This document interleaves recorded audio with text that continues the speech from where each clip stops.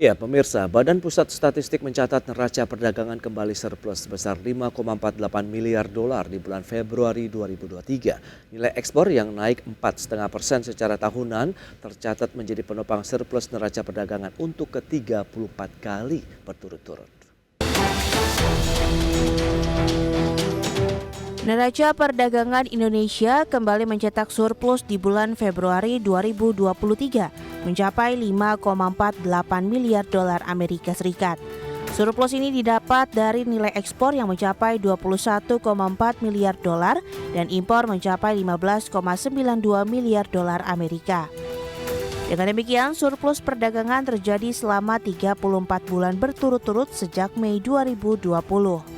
Deputi Bidang Statistik Produksi Badan Pusat Statistik, M. Habibullah, menjelaskan surplus neraca perdagangan ditopang oleh surplus neraca komoditas non-migas yang mengalami surplus 6,7 miliar dolar Amerika Serikat. Sedangkan neraca migas mengalami defisit 1,22 miliar dolar Amerika Serikat. Habibullah menambahkan nilai ekspor Indonesia Februari 2023 mencapai 21,4 miliar dolar atau turun 4,15% dibanding ekspor Januari 2023. Sedangkan bila dibanding Februari 2022 nilai ekspor naik 4,51%. Pada Februari 2023, neraca perdagangan barang kembali mencatat surplus yaitu sebesar 5,48 miliar US dollar. Di neraca perdagangan Indonesia sampai dengan Februari tahun 2023 telah membukukan surplus selama 34 bulan berturut-turut sejak Mei 2020 dan masih dalam tren yang meningkat. Sedangkan kalau kita lihat neraca perdagangan komoditas baik migas maupun non-migas tercatat untuk migas itu terjadi defisit. Sementara itu, impor Indonesia pada Februari 2023 tercatat sebesar 15,92 miliar dolar. Angka tersebut turun 4,32% dibanding Februari 2022 yang tercatat sebesar 16,64 miliar. Secara tahunan, kinerja impor juga melambat disebabkan oleh penurunan impor migas maupun non-migas. Dari Jakarta, Rarjo Patmo, IDX Channel.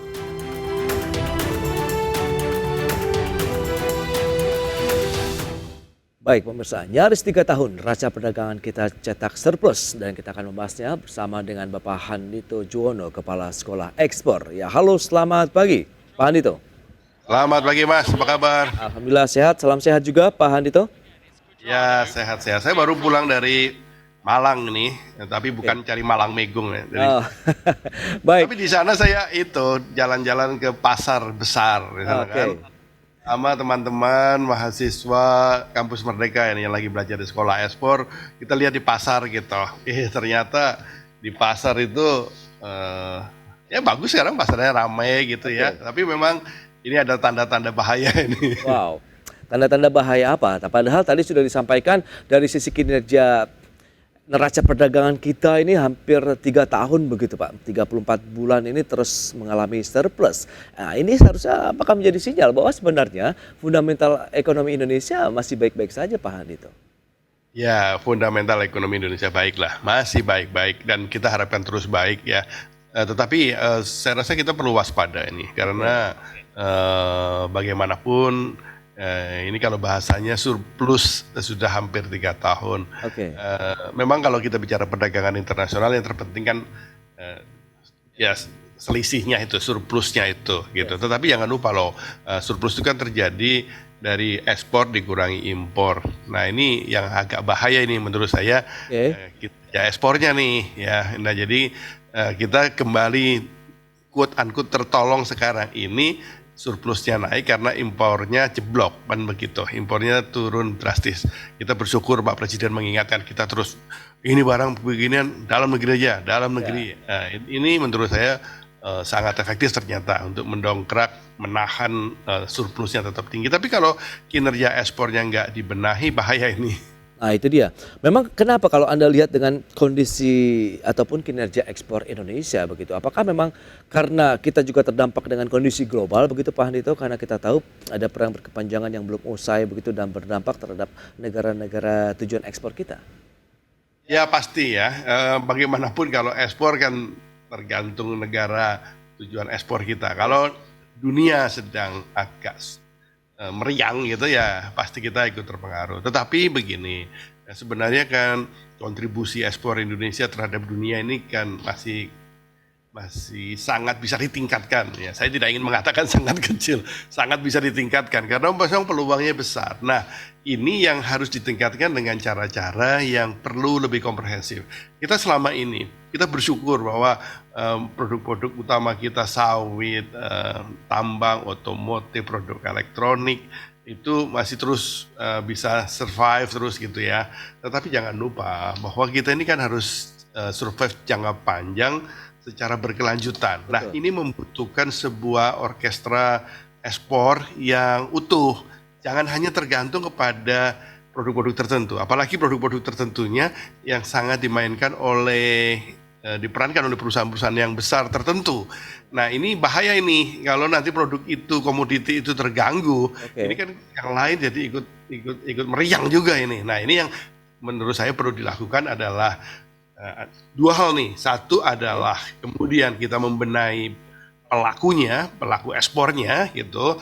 Yang kedua adalah membenahi produknya. Jadi dua hal ini perlu dilakukan. Mumpung kita sedang punya energi besar, ekspornya masih besar dan surplusnya besar. Nah, ini harus dioptimalkan untuk menggerakkan dua hal itu.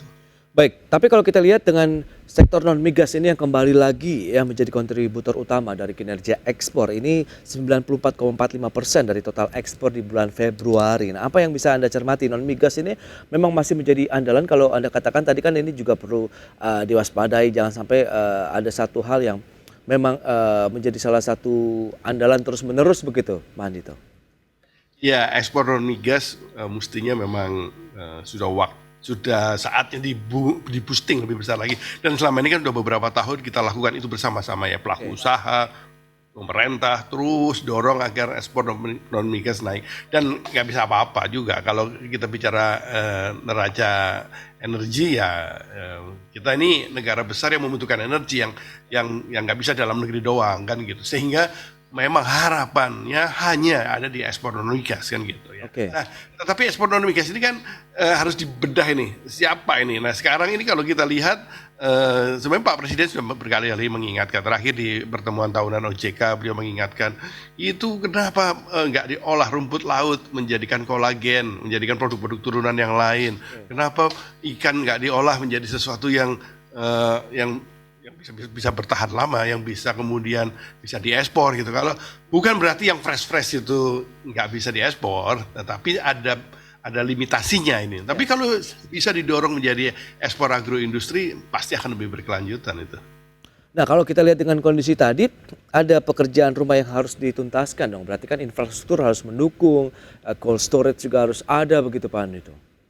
Ya, ini kalau ngomong cold storage saya jadi ingat ini. Ini pagi ini di rumah saya lagi ada kiriman durian banyak banget nih. Mau datang ke rumah saya satu kulkas ada banyak nih belasan seperti ini. Nah, ini contoh kebetulan aja Mas Pras tanya ini ya. Tapi contohnya begini. Ini contoh yang Pak Presiden selalu ingatkan. Kita penghasil durian ya saya rasa saya belum tahu petah dunianya, saya rasa feeling saya bisa jadi penghasil durian terbesar dunia. Tapi kita belum menjadi eksportir durian dunia. Karena kalau ekspor yang fresh susah ya. Tapi kalau di seperti ini, di frozen ini seperti ini akan sangat potensial untuk ekspor dibesarkan terus berkelanjutan. Artinya memang ini benar bahwa ini memang harus dibenahi supply mata rantainya. Tadi contohnya cold storage tadi. Itu salah satu yang benar. Cold storage tidak hanya bermanfaat untuk durian seperti ini, produk-produk ikan dan produk-produk yang memang sayur itu sangat dibutuhkan. Nah, ini yang saya sebut kita harus menggunakan energi yang sekarang ada ini untuk membenahi ini supaya ekspor kita berkelanjutan gitu. Nah, yang menarik juga dicermati meskipun kita masih terus bertumbuh, tapi dari sisi ekspor kita di bulan Februari secara bulanan ada sedikit penurunan dibandingkan dengan bulan sebelumnya, meskipun kita tahu tidak terlalu dalam ya, hanya minus 4,15%. Nah, ini apa yang perlu kita cermati, siklikal saja kah atau memang ini kondisi global tadi yang memberikan dampak begitu Pak Andito? Berikut ini kami sampaikan infografik terkait dengan nilai ekspor di bulan Februari tahun ini. Ya, data selengkapnya seperti yang Anda saksikan. Februari 2023, 21,4 miliar dolar Amerika. Ada sedikit penurunan dibandingkan dengan bulan Januari 2023 atau di bulan sebelumnya, minus 4,15%. Sementara kalau kita bandingkan dengan Februari tahun 2022 atau secara tahunan, year on year, ada kenaikan sekitar 4,51%. Jadi ada pertumbuhan secara tahunan. Kemudian kita lihat negara tujuan ekspor non-migas apa saja dan kemana saja. Ya, ke China 5,04 miliar dolar, kemudian Amerika Serikat 1,91 miliar dolar Amerika, Jepang 1,74 miliar, ASEAN ini ada 3,97 miliar dolar dan Uni Eropa. Ekspor non migas kita mencapai 1,25 miliar dolar Amerika. Dan bagaimana dengan nilai impor? Yang tadi sudah disampaikan, memang ini akhirnya terjadi surplus karena kita lihat dari sisi importasi Indonesia memang cenderung turun ya, baik secara bulanan maupun tahunan.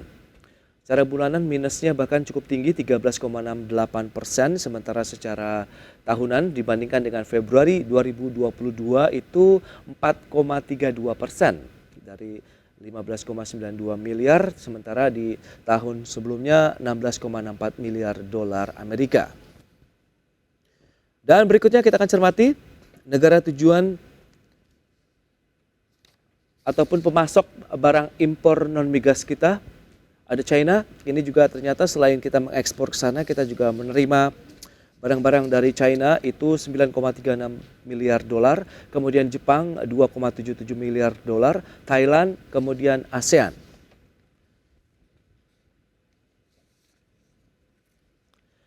Baik pemirsa, kita akan lanjutkan kembali perbincangan bersama dengan Bapak Handito Juwono, Kepala Sekolah Ekspor. Ya, Pak Handito, kalau kita lihat dengan beberapa data yang sudah disampaikan tadi, secara bulanan eksportasi kita memang ada sedikit perlambatan, tapi tahunan juga masih oke nih. Nah, apa yang bisa Anda analisis dengan kondisi saat ini? Apakah memang ekspor ini masih akan terus bertahan? Dalam artian surplus potensinya juga masih akan berlanjut? Ya, kalau bicara potensi, saya rasa kita semua pengen terus ya. Tapi di awal tadi saya sampaikan kita perlu waspada nih. Kita ini perlu was-was karena kan sudah ada tanda-tanda kenaikannya tertahan nih ya. Jadi nah ini yang saya khawatir gitu ya. Khawatir itu bukan berarti pesimis ya. Harus tetap optimis, tapi ini saya khawatir karena ini BPS juga bagus juga nih bikin beritanya ya, surplusnya yang ditekankan. Okay. Tapi bicara tentang strukturnya ini, ekspornya. Nah ini yang saya rasa harus diwaspadai ini karena kalau begini terus ini ekspornya tertahan, udah mulai turun ini bahaya ini. Kalau impor ini kan ya kalau kita bisa gantikan dengan produk dalam negeri, impornya turun. Tapi kan pelakunya ini kan boleh dikatakan sama maunya dia. Kalau mau hari ini impor bisa kaget-kagetan kita berubah ini surplusnya gara-gara ini.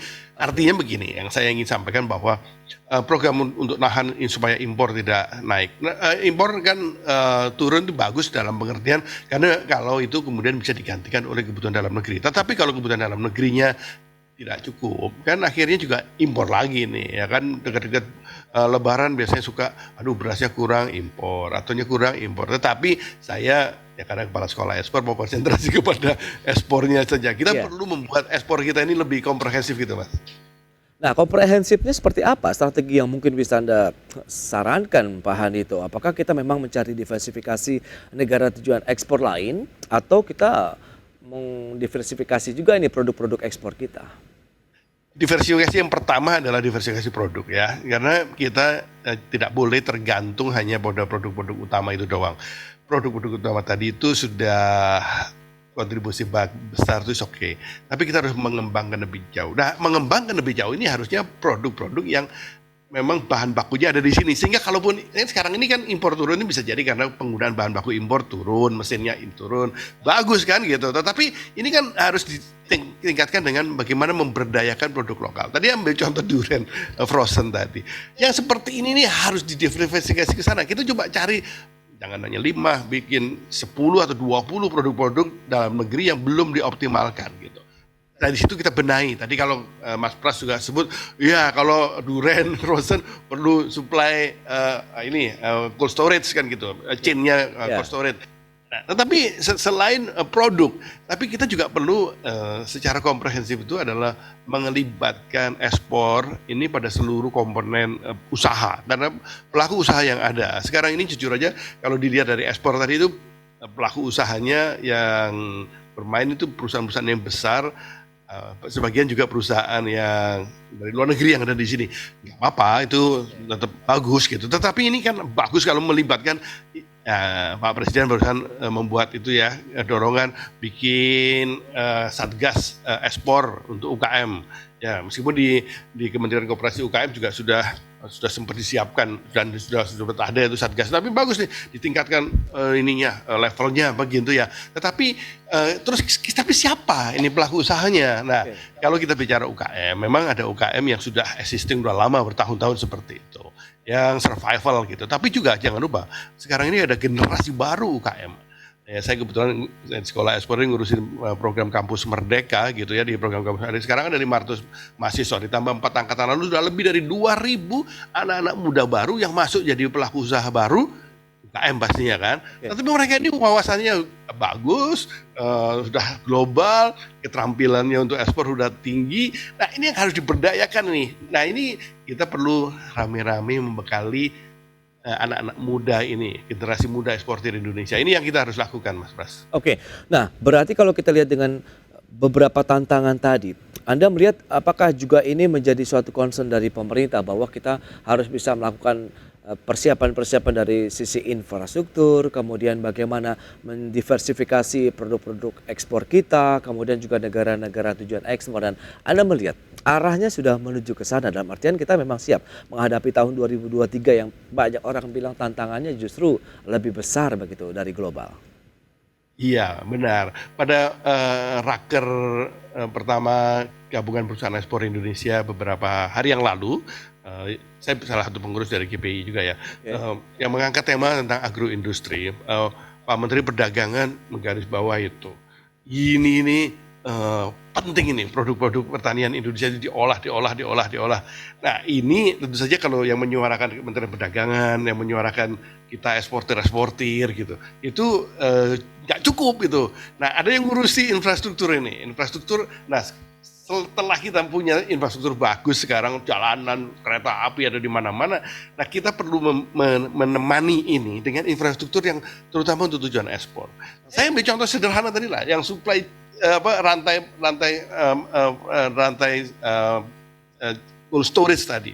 Ini perlu kita desain gitu. Nah, tentu saja perlu dipikirkan ini produknya apa dan kemana. Nah tadi sudah disebut kita sekarang ini masih menikmati ekspor dan surplus yang cenderung lebih baik dengan negara-negara utama ya, dengan China, dengan Amerika Serikat, India, Jepang.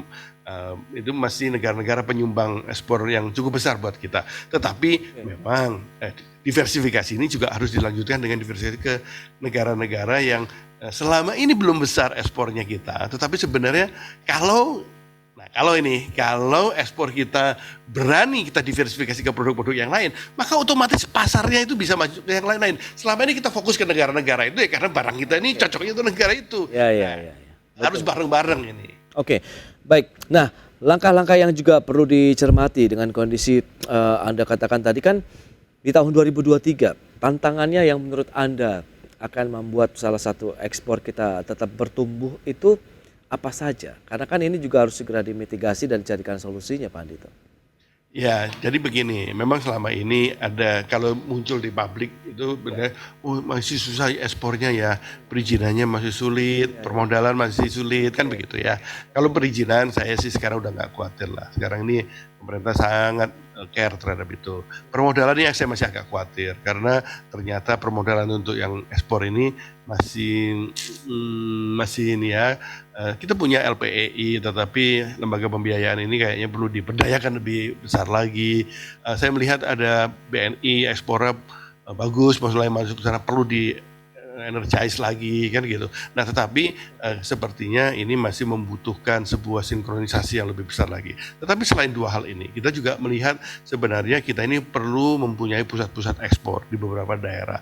Tidak harus semua daerah itu, semua provinsi atau kabupaten punya pusat ekspor, tetapi ada beberapa yang punya potensi sangat besar. Nah, ini yang perlu kita sinkronkan, sehingga dengan demikian ekspor supply untuk produk-produk ekspor itu dari daerah tertentu potensial ini kemudian bisa terhubung. Nah, ini masalah infrastruktur, transportasi, pergudangan, ya kemudian logistik, dan jangan lupa juga manusianya ya, karena ekspor ini manusianya yang penting. Nah, kita ini sekarang punya, ya tadi saya menyebut ada anak-anak muda yang udah ribuan ada di seluruh Indonesia. Ini yang perlu kita carikan titik sambungnya gitu.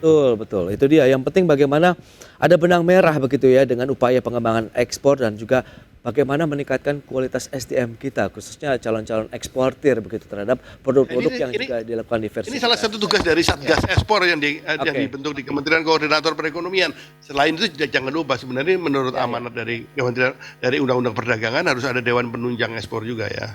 Baik, Pak Andito. Semoga akan menjadi suatu langkah yang lebih baik lagi begitu untuk pengembangan ekspor, sehingga surplus dari neraca perdagangan kita juga akan terus terjaga, dan yang pasti kualitas ekspornya juga terjaga dan terjadi satu penciptaan lapangan kerja baru juga tentunya bagi masyarakat Indonesia. Betul. Jadi banyak. Kita harus waspada tapi harus tetap optimis. Betul. Ekspor kita untuk terus meningkat. Oke, terima kasih atas waktunya Pak Andito. Selamat melanjutkan aktivitas Anda kembali. Salam sehat. Salam sehat. Terima kasih Pak Pras. Salam ekspor. Baik pemirsa, sudah 1 jam saya menemani Anda dalam program Market Review. Saya Prasetyo Wibowo beserta kerabat kerja yang bertugas undur diri. Terima kasih dan sampai jumpa.